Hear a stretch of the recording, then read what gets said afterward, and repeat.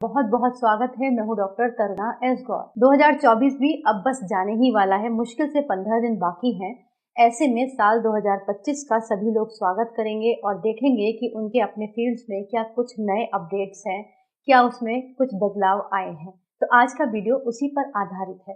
अगर आप भी जर्नलिज्म में अपना करियर बनाना चाहते हैं या फिर पत्रकारिता आप यूट्यूब के माध्यम से करना चाहते हैं, उसकी शुरुआत करना चाहते हैं, तो आपके मन में भी बहुत सारे सवाल होंगे, बहुत सारे टेक्निकल क्वेश्चन होंगे इससे जुड़े हुए। जैसे कि आप जानना चाहते होंगे कि सबसे पहले कि आपको अपना चैनल रजिस्टर कहाँ करवाना है, क्योंकि हर यूट्यूबर के मन में एक सपना होता है जो कि न्यूज़ कंटेंट या फिर करंट अफेयर्स पर काम कर रहे हैं। उनके मन में एक सपना होता है कि उनका चैनल भी रजिस्टर्ड हो और उनको रजिस्टर्ड मीडिया की तरह ही रिकॉग्निशन मिले। तो यही सवाल होता है कि रजिस्ट्रेशन कहाँ से मिलेगा। दूसरा सवाल होता है कि जो उनके पास में आई कार्ड है, वो प्रेस का आई कार्ड कैसे बनेगा, वो उसको कैसे लीगली वैलिड करवा सकते हैं।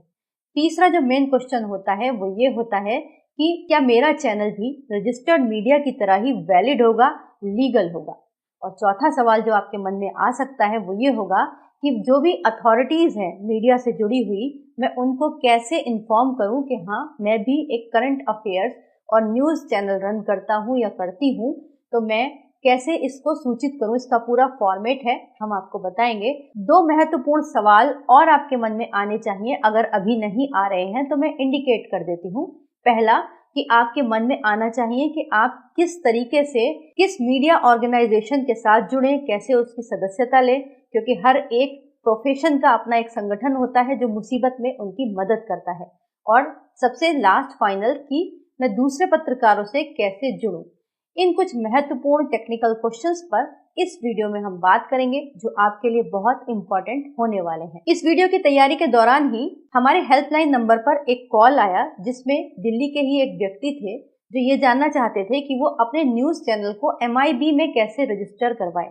हालांकि इस विषय पर हमारे बहुत सारे वीडियोस बने हुए हैं जिसमें बताया गया है स्पष्ट रूप से कि MIB में न्यूज़ पोर्टल जो कि यूट्यूब के माध्यम से चलते हैं या वेबसाइट के माध्यम से चलते हैं, उनको आप रजिस्टर नहीं करवा सकते। तो ऐसा कोई कानून आया नहीं है जो कि आपके मन में लोग भ्रम फैलाने की कोशिश कर रहे होंगे।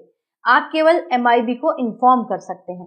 अब हम शुरू करते हैं कि आपको सबसे पहले अपना चैनल रजिस्टर कहाँ करवाना चाहिए।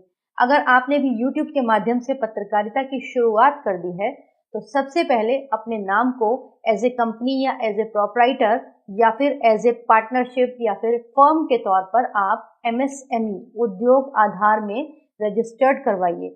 और इसके रजिस्ट्रेशन की सबसे अप्रोप्रिएट क्लास है क्लास 63। इसके अंदर NIC कोड भी मांगेंगे, वो होगा आपका 12। तो NIC कोड के साथ आपका ये 5 डिजिट कोड बन जाएगा 63122। तो इस तरीके से आपका एक लीगल वैलिड पॉइंट हो जाएगा। आपके हाथ में एक गवर्नमेंट का सर्टिफिकेट आ जाएगा कि आप एक कंपनी या फर्म है जो कि न्यूज़ प्रोवाइड करने का काम कर सकते हैं। इस क्लास में वहाँ उद्योग आधार पर मेंशन किया हुआ है इस कैटेगरी को इसी तरीके से।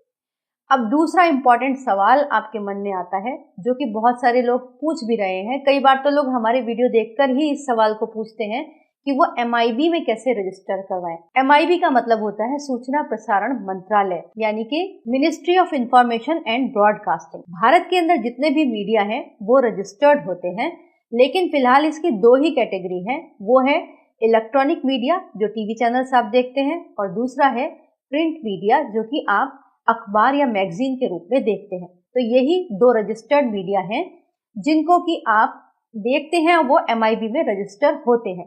डिजिटल प्लेटफॉर्म यहाँ रजिस्टर नहीं होता है। 2025 में भी इसके रजिस्ट्रेशन की यहाँ पर कोई संभावना नहीं है। जैसे पहले चल रहा था वैसे ही चलेगा। अब कैसे चल रहा था पहले वो भी जान लेते हैं कि साल 2021 के अंदर MIB ने कुछ गाइडलाइंस जारी की। उनको उन्होंने IT रूल यानी इंफॉर्मेशन टेक्नोलॉजी एक्ट 2000 के अंदर अमेंडमेंट करके एक रूल पारित किया, और उस रूल को कहा गया intermediate guidelines and media ethics code rule 2021। इसीलिए इसे आप शॉर्ट में IT रूल 2021 कह सकते हैं। इसी के अंतर्गत डिजिटल मीडिया को मिनिस्ट्री ने रेगुलेट करने की सोची और उसके ऊपर नजर बनाए रखने की सोची। इसके थ्रू वो केवल और केवल निगरानी करते हैं कि आप अगर करंट अफेयर्स और न्यूज चैनल के रूप में काम कर रहे हैं तो आपके ऊपर कंटेंट क्या जा रहा है, आपके यहाँ पर कोई भी ऐसी खबर तो नहीं जिससे सामाजिक सौहार्द बिगड़ता हो, भारत की अखंडता को खतरा पहुंचता हो या फिर आप सरकार के खिलाफ गलत बयानी करते हो। अगर ऐसा कोई भी कंटेंट चल रहा होगा तो उस पर MIB इसी सेक्शन के तहत एक्शन ले सकता है। तो ये भी प्रोविजन रजिस्ट्रेशन का नहीं है, केवल निगरानी का है। तो अगर आप भी अभी स्टार्ट कर रहे हैं तो साल 2025 में आपको भी सबसे पहले केवल ये करना है, MSME रजिस्टर्ड करवाइए और MIB को इन्फॉर्म कीजिए IT रूल 2021 के तहत।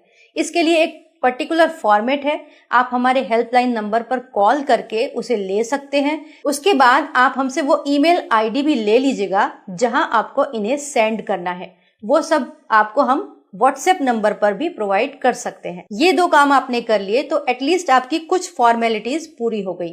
अब सबसे महत्वपूर्ण क्वेश्चन आता है कि प्रेस आई कार्ड आपको कहां से मिलेगा या आप खुद जो जारी करेंगे वो लीगल होंगे या नहीं। तो सबसे पहले मैं आपको यही बता देती हूँ, जैसे मैंने सेकंड पॉइंट में बताया, केवल और केवल registered media he press I card को इशू कर सकते हैं।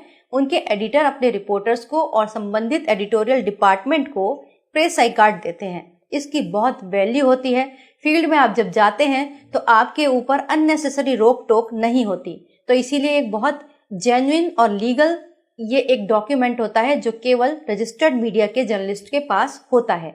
लेकिन क्योंकि अब आप भी फंडामेंटल राइट के तहत डिजिटल मीडिया प्लेटफॉर्म चला रहे हैं तो आप अपनी कंपनी के लिए एक प्रेस आई कार्ड तो नहीं, एक आई कार्ड जारी कर सकते हैं और उस आई कार्ड पर आप अपना उद्योग आधार का रजिस्ट्रेशन नंबर डाल सकते हैं। लेकिन अब आप चाहेंगे कि आप जब फील्ड में जाएं तो आपके साथ भी वो रोका टोकी ना हो जो एक आम यूट्यूबर्स के साथ होती है, क्योंकि कई बार ऐसी परेशानियों का उन्हें सामना करना पड़ता है।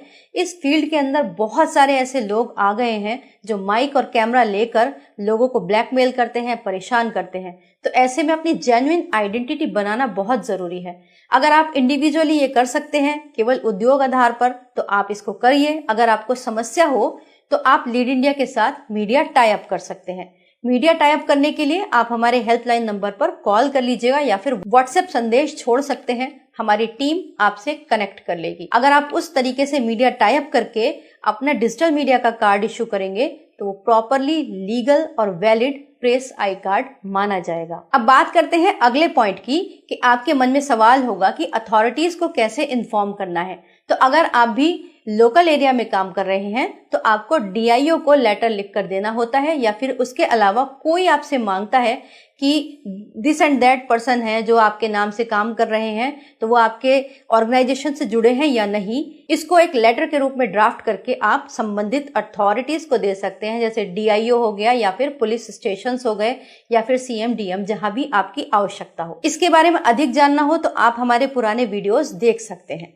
अब बात करते हैं नेक्स्ट पॉइंट की कि आप अगर फील्ड में हैं, अकेले कवरेज कर रहे हैं, आपको कोई परेशानी होती है तो आप क्या कर सकते हैं। इसके लिए सबसे बेहतर उपाय है कि आप किसी न किसी मीडिया ऑर्गेनाइजेशन को ज्वाइन कर लीजिए एज ए मेंबर। इसके लिए आप अपने यहाँ की स्थानीय मीडिया जो ऑर्गेनाइजेशंस हैं उनसे संपर्क कर सकते हैं या फिर आप हमसे जुड़ना चाहें यानी लीड इंडिया पब्लिशर्स एसोसिएशन से तो आप हमारे साथ भी जुड़ सकते हैं। तो इस वीडियो में आपने जाना कि साल 2025 में अगर आप अपना न्यूज चैनल स्टार्ट करना चाहते हैं डिजिटल प्लेटफॉर्म पर रहकर तो आपको जो जो फॉर्मेलिटी पूरी करनी है वो इसमें हमने सिलसिलेवार तरीके से बताई है। हम चाहते हैं कि आप भी जर्नलिज्म में बहुत बेहतरीन काम करें